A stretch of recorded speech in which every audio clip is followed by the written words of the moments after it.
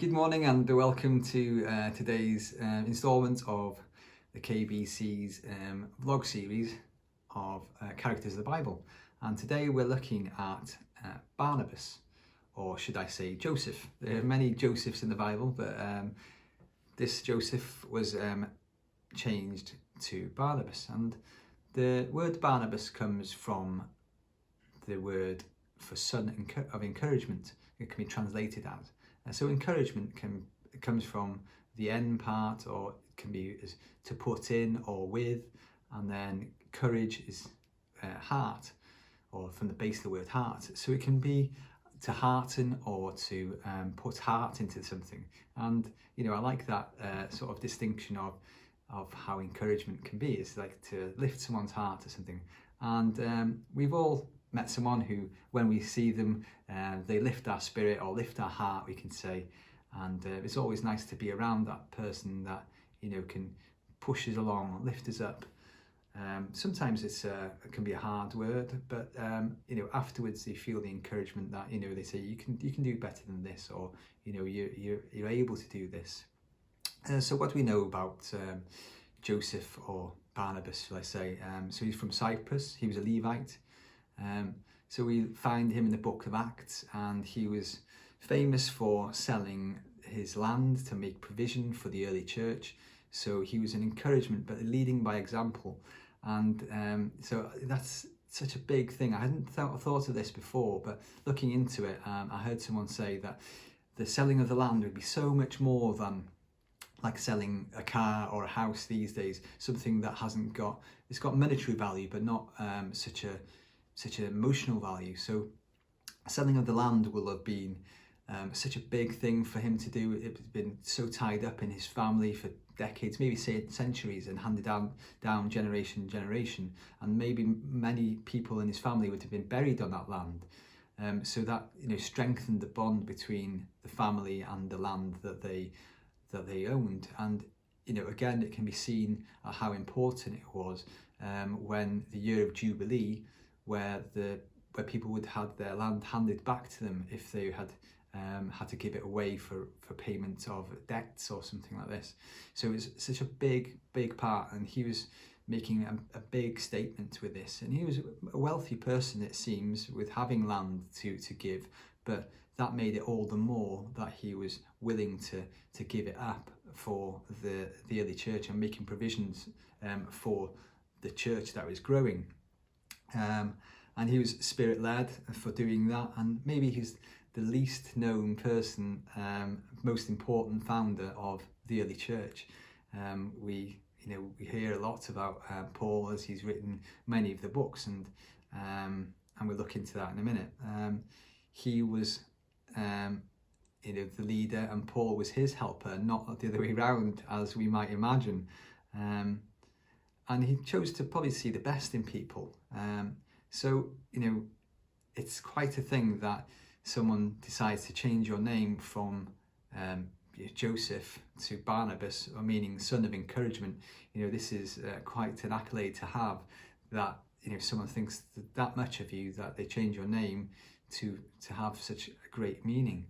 And we've all met people around the church, and we all know who they are, and they encourage people and bring them on. So I was thinking of a time where I felt encouraged, and people who encouraged me. Both think examples that I'm maybe willing to share, let's say, and they're both running related, which may seem slightly shallow, but they were good enough for Paul, and they'll be good enough for me today. So one time was I was doing my first marathon, and I was running back. It was on the Clwyding Hills, and I was running back towards Moel Famau and Moel Arthur car park. I met a friend that was there, and his family, his wife and his children were there, and they'd made me jam sandwiches and jelly babies. And as great as the food was at mile 17, which you're pretty hungry and tired by then, the encouragement that kept me fueled was the fact that they'd put themselves out, and they were there waiting for me in the slightly drizzly weather. And Marcus, my friend, his son, ran along with me just as we went up the hill towards Moel Famau again. And that was such a blessing to have that. and that, that fueled me on for the next few miles as the race naturally gets harder as it gets longer. And the marathon can be an analogy for life, and how we have highs and lows, and it's difficult at times. The other time I was running another event, and it went over Snowdon, and I was going up the walking path, and it gets a bit of a scramble at the top, and just as I crested the top, I recognised my dad there. I didn't expect to see him there. He didn't say he was going to be there. Bearing in mind this was like 8 o'clock in the morning, he'd had to get up at some ridiculous hours to get up to the top of Snowdon to greet me there. He had no idea when I'd be there, or if I'd even get there. It's quite far into the race, and it was just great to have just a second or two of saying hello, give him a quick hug, and off I went. And I did feel guilty for running off, but he knew I was there for that, but it's just the encouragement that he'd put himself out, and he knew I'd only see him for a moment or two, but that he put himself there to encourage me, to build me up, and that carried me on for a good part of my race, and it's such a blessing when those times happen. And we recognize it's at times when God encourages us through other people, and that is such a great blessing too. So back to Barnabas, and how he encouraged the early church, and he spent a lot of time with Paul as he was coming to bring faith and the word to the people around the area. So thinking of the letter that Paul wrote to the Thessalonians in chapter 5 verse 11, he says, "Therefore encourage one another and build each other up, just as in fact you are doing." And I'd like to think that Paul could look at the church in Kimmel Bay and see that we encourage each other and push each other on with these vlogs and with the services online and those things, and with the the food bank and all those youth activities and family activities that go on the church. They're all opportunities for us to encourage each other and work alongside each other, and also to bring encouragement to the people around the area. So let me encourage you today. For those who need encouragement, we might be thinking that we're too young or too old, or we're not strong enough, or theology might not be strong enough. But the tempter's always going to bring those issues up, and they might be true, but God can use people to bring about His will, and it's not that our lack abilities. God gives us the tools and provisions to do His tasks through the power of the Holy Spirit. So again, we listen to what Paul was saying to the letter to the Corinthians this time, and he says, "Brothers and sisters, think of what you were when you were called. Not many of you were wise by human standards. Not many of you were influential. Not many of you were noble birth. But God chose the foolish things of the world to shame the wise. God chose the weak things of the world to shame the strong. God chose the lowly things of the world and the despised things that are not, to nullify the things that are." 1 Corinthians 1, 27 to 28. So I imagine Paul and Barnabas would have spent a long time together, and they did discuss these things. And maybe some of the encouragement that Barnabas portrayed was brushed off on Paul, and I hope it does that to us today. When you read through the book of Acts, you'll hear more about Barnabas's actions and how he was such an encourager to the early church.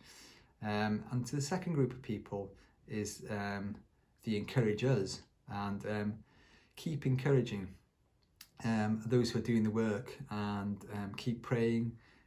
Someone said, if you're not going down the well yourself, then at least hold the rope. And that means, pray for others, maybe monetary provide for others, but also, do practical things for others.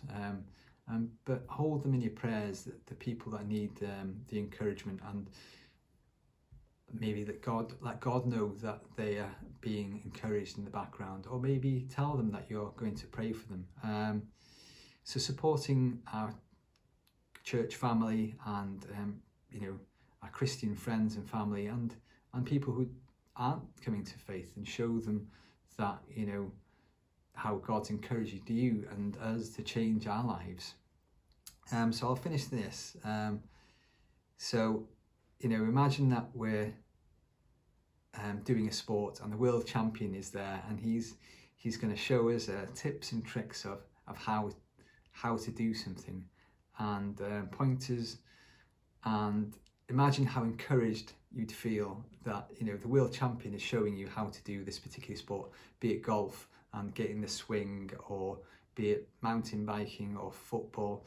So Ronaldo is showing you how to curl the ball in. How encouraged do you feel to go, right, I'm going to have a go at this?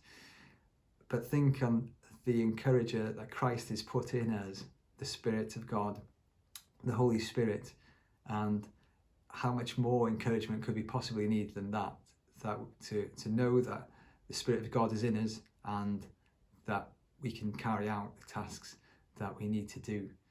And I'll leave you with that, everyone, and thanks for watching, and have a great day. Goodbye.